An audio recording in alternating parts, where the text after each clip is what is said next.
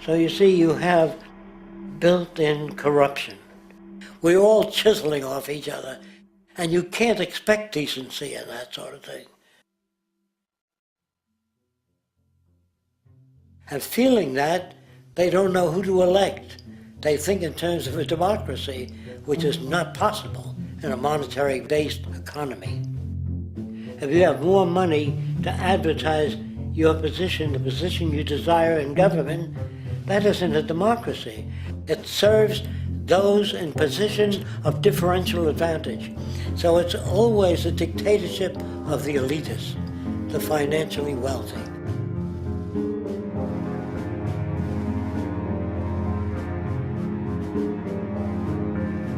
It is an interesting observation to note how seemingly unknown personalities magically appear on the scene as presidential candidates. Then, before you know it, somehow you are left to choose from a small group of extremely wealthy people who suspiciously have the same broad social view. Obviously, it's a joke. The people placed on the ballot are done so because they have been pre-decided to be acceptable by the established financial powers who actually run the show. Yet, many who understand this illusion of democracy often think, if only we could just get our honest, ethical politicians in power, then we would be okay. Well, while this idea, of course, seems reasonable in our established-oriented worldview, it is, unfortunately, another fallacy. For when it really comes down to what is actually important, the institution of politics, and thus politicians themselves, have absolutely no true relevance as to what makes our world and society function. It's not politicians that can solve problems. They have no technical capabilities. They don't know how to solve problems. Even if they were sincere, they don't know how to solve problems. It's the technicians that produce the desalination plants. It's the technicians that give you electricity, that give you motor vehicles, that heat your house and cool it in the summertime. It's technology that solves problems, not politics. Politics cannot solve problems because they're not trained to do so. Very few people today stop and consider what it is that actually improves their lives. Is it money? Obviously not. One cannot eat money or stuff money into their car to get it to run. Is it politics? All politicians can do is create laws, establish budgets, and declare war. Is it religion? Of course not. Religion creates nothing except intangible emotional solace for those who require it. The true gift that we as human beings have, which has been solely responsible for everything that has improved our lives, is technology. What is technology? Technology is a pencil which allows one to solidify ideas on paper for communication. Technology is an automobile which allows one to travel faster than feet would allow. Technology is a pair of eyeglasses which enables sight for those who need it. Applied technology itself is merely an extension of human attributes which reduces human effort, freeing humans from a particular chore or problem. Imagine what your life would be like today without a telephone, or an oven, or a computer, or an airplane. Everything in your home, which you take for granted, from a doorbell, to a table, to a dishwasher, is technology generated from the creative, scientific ingenuity of human technicians, not money, politics, or religion. These are false institutions. And writing your congressman is fantastic. They tell you to write your congressman if you want something done. The men in Washington should be at the forefront of technology, the forefront of human studies, the forefront of crime, all the factors that shape human behavior. You don't have to write your congressman. What kind of people are they that are appointed to do that job? The future will have great difficulty. And the question that's raised by politicians is, how much will a project cost? The question is not, how much will it cost? Do we have the resources?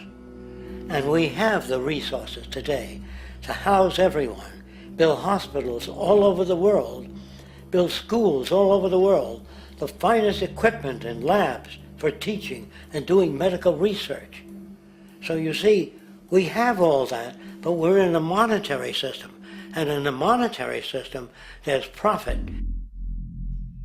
And what is the fundamental mechanism that drives the profit system besides self-interest?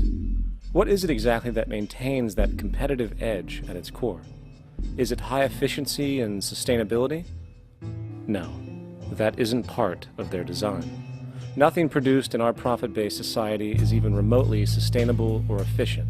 If it was, there wouldn't be a multi-million-dollar-a-year service industry for automobiles. Nor would the average lifespan for most electronics be less than 3 months before they're obsolete. Is it abundance? Absolutely not. Abundance, as based on the laws of supply and demand, is actually a negative thing. If a diamond company finds 10 times the usual amount of diamonds during their mining, it means the supply of diamonds has increased, which means the cost and profit per diamond drops. The fact is, efficiency, sustainability, and abundance are enemies of profit. To put it into a word, it is the mechanism of scarcity that increases profits.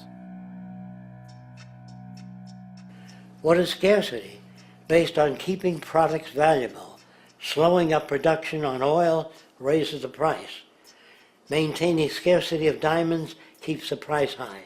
They burn diamonds at the Kimberley diamond mines. They made a carbon that keeps the price up. So then, what does it mean for society when scarcity, either produced naturally or through manipulation, is a beneficial condition for industry? It means that sustainability and abundance will never ever occur in a profit system, for it simply goes against the very nature of the structure. Therefore, it is impossible to have a world without war or poverty. It is impossible to continually advance technology to its most efficient and productive states. And, most dramatically, it is impossible to expect human beings to behave in truly ethical or decent ways.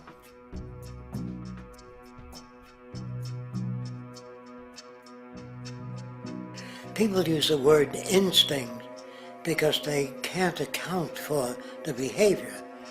They sit back and they evaluate with their lack of knowledge, and they say things like, humans are built a certain way, greed is a natural thing, as though they've worked for years on it, and it's no more natural than wearing clothing. What we want to do is to eliminate the causes of the problems, eliminate the processes that produce greed and bigotry and prejudice and people taking advantage of one another and elitism, eliminating the need for prisons and welfare. We have always had these problems because we have always lived within scarcity and barter and monetary systems that produce scarcity. If you eradicate the conditions that generate what you call socially offensive behavior, it does not exist. The guy said, well, isn't that inborn? No, it's not. There is no human nature, there's human behavior, and that's always been changed throughout history. You're not born with bigotry and greed and corruption and hatred. You pick that up within the society.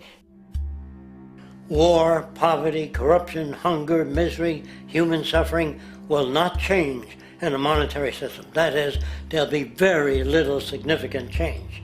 It's going to take the redesign of our culture, our values, and it has to be related to the carrying capacity of the earth, not some human opinion or some politician's notions of the way the world ought to be, or some religious notions of the conduct of human affairs.